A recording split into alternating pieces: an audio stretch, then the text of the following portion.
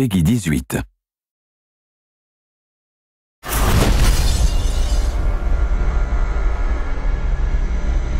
The thing we really wanted to do was give the player decisions to make, give the player choices and have some consequences to those choices. And some have lightweight or subtle consequences, and some are purely aesthetic.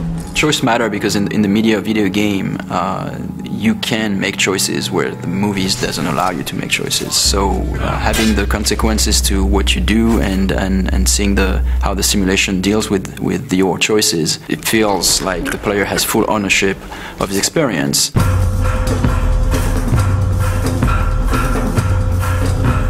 My goal is that everything that the player wants to do, he should be able to do it. As you can go everywhere, then it has to be functional everywhere. If he sees a door, it's an openable door. If he sees a roof, he should be able to climb there, and he knows that this is a valid path. As you guide Corvo through the world, as you see this world from a first-person perspective, you can constantly approach the game with all-out violence or subtlety, like you can be very surgical in how you move into an environment and how you deal with the assassination target. Ce qui est vraiment très intéressant dans Dishonored, c'est la possibilité pour le joueur de vraiment inventer son histoire, on va dire. Il peut vraiment jouer le jeu de la façon dont il a vraiment envie. Il peut très bien jouer au jeu sans jamais tuer personne, ou alors être une bête sauvage et attaquer tout le monde, mais ça aura des conséquences dans le jeu. I feel like we might have made the first assassination game where you don't actually have to kill anybody. Donc l'IA dans Dishonored est assez particulière dans le sens où il faut qu'elle réagisse vraiment à tout ce que le joueur est capable de faire, que ce soit de par ses pouvoirs ou que ce soit que le joueur peut être assez furtif par rapport aux IA. Dans Dishonored, le joueur a la possibilité donc de jouer de différentes façons, et s'il choisit la façon vraiment furtive, essayer de... There's really no reason for you to listen to me.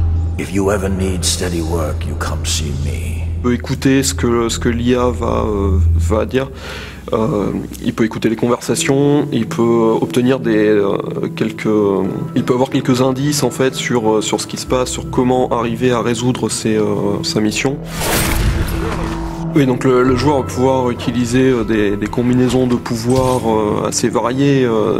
Par exemple, donc il va pouvoir arrêter le temps, commencer à utiliser l'arbalète pour tirer sur les différents ennemis. Les flèches vont prendre le cours normal du temps, tous les ennemis dans la pièce vont mourir.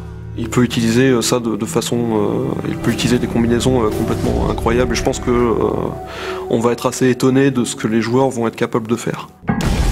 So when people play Dishonored, and once in a while they figure out something that just feels utterly creative to them and that they wouldn't have expected to be able to do in the game, that is a magic moment for us. That's what we live for.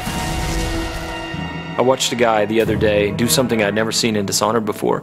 He was running away after killing off a couple of high-profile assassination targets, 2 members of parliament, and he was up high on a balcony. And the jump would have killed him because it was maybe 4 stories up, but he had the possession power. And in our game, when you possess somebody, it's not like you leave your body behind and possess them with your mind. It's a corporeal thing, so you move physically into them, and then you pilot them around. And so he jumped off of this balcony 4 stories up and plummeted to the ground, and I thought he was going to die. He was on the pavement next to the river, but he was angling for this guard that was walking a patrol down there, and as he got close to the guard, he activated the possession power and moved into the guy, and it kills the inertia of the fall, and he lived and walked past the other guards who didn't know anything was wrong.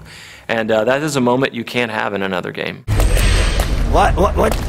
What's happening? Once a programmer came back to us and he shot a little video of something that was really fun and wanted to show us. So what he did was that he summoned a set of rats, then he froze time, then he pulled out the spring razor, which is this kind of mine that you can stick to things. So he could actually froze the rat, stick the mine to the rat, then he possessed the rat, and then he moved the rat around and close to a guard and ejected as the mine exploded. I think what is special to Dishonored is that the moment-to-moment emotion is great. In a shooter, for example, you know that shooting at a guy will kill you, and you have to take cover and progress, and well.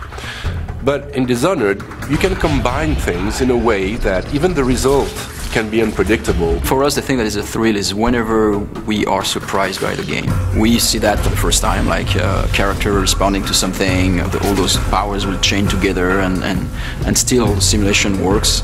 For us, it's really mind-blowing. What I like to do when I'm playing games, to share experiences. Every player experience would be pretty different. I would love the player to feel that.